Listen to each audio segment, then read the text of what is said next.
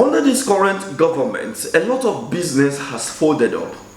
And this is the reason why there is a lot of shaking in the economy, because of some of the policies that have been put in place by Mr. President. And most of the time they said that he is going to bring some harsh policy in order to recover the economy.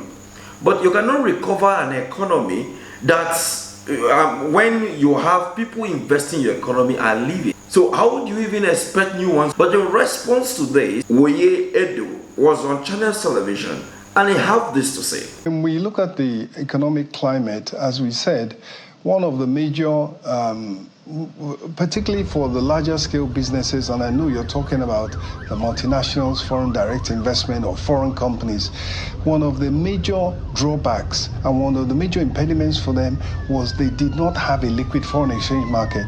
Now we have a willing buyer, willing seller foreign exchange market. It is elevated. Maybe it's not at the levels we would like it to be, but it's when you get inflation down that you can stabilize the exchange rate and even get it coming down. Similarly with interest rates. And so that fight is on, and it is an improved environment for them, for big investors as a whole. And when you look at the oil and gas sector, today, as a result of recent measures on the fiscal side, executive orders signed by Mr. President have improved the investment climate for gas, which we have in abundance and which most people see as a transition fuel, which you can still be invested in on the way to greener and cleaner and non-fossil fuels.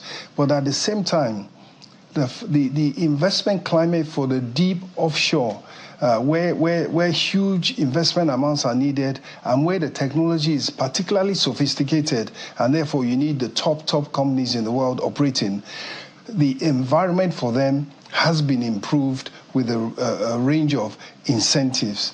And it is estimated that in the nearest future, those measures will unlock $7 billion of foreign direct investment in the oil and gas sector.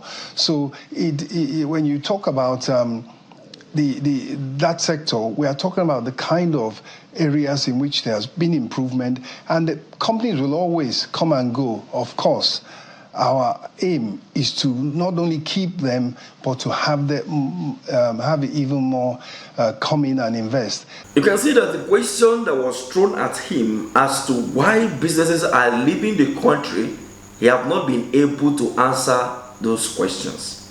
And this speaks a lot, to somebody who is supposed to have details and being able to convince Nigerians that for the fact that some businesses are leaving, it is not as a result of the policies that they are putting in place, but maybe looking for something to say, to gain the confidence of Nigerians and others that intend to invest in Nigeria.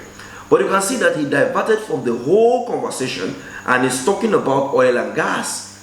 Now, this will bring us to the issue of Alhaji Atiku Abubakar, the former vice president of Nigeria and the presidential candidate of PDP in the 2023 general election, where he accused Tinubu of, diverting the federal government resources into a scam called subsidy in this current regime, saying that this money that he said that they are paying for subsidy, it is going to private pockets. And this accusation is now, you can now look at it from another different angle from what the Minister of Economy is talking about here, talking about oil and gas. What has oil and gas have to do with businesses that are leaving the country? You're talking about production and reduction of production within the last 1 year. But businesses are leaving. They are leaving. Why are they leaving? What is the thing that you put in place that make them to leave? And you're talking about free market purchase and all of that. Is that the reason why they are leaving? There is high inflation, and what else? What is the problem? Those are the things, and we are supposed to provide solution and have a discussion with some of those foreign investors or foreign companies that are folding off from Nigeria. Let's not forget that Binance, that is in Nigeria, happens to strengthen the economy, but they were accused of sponsoring terrorism and all of that. And this issue of funding terrorism that even the last administration to this one has been talking about, but we are finding it very difficult to actually understand how are they funding terrorism, where is the money going to. We have seen terrorists doing videos and posting on social media. They have not been able to be tracked or arrested or persecuted, but you keep pushing businesses and saying they fund terrorism, but you can see terrorists but you fail to arrest them. And the one that you arrest, you release them as, repentant terrorists. What do you make of all this? Is it that the government have lost idea of how to govern the country and therefore looking for excuses and all of that? Because when you look at the body language of Mr. Minister of the Honorable Minister of Economy, you will understand that he don't really know what to say in regards to this. Nigeria is really in a mess right now. What do you make of this? Thank you for watching.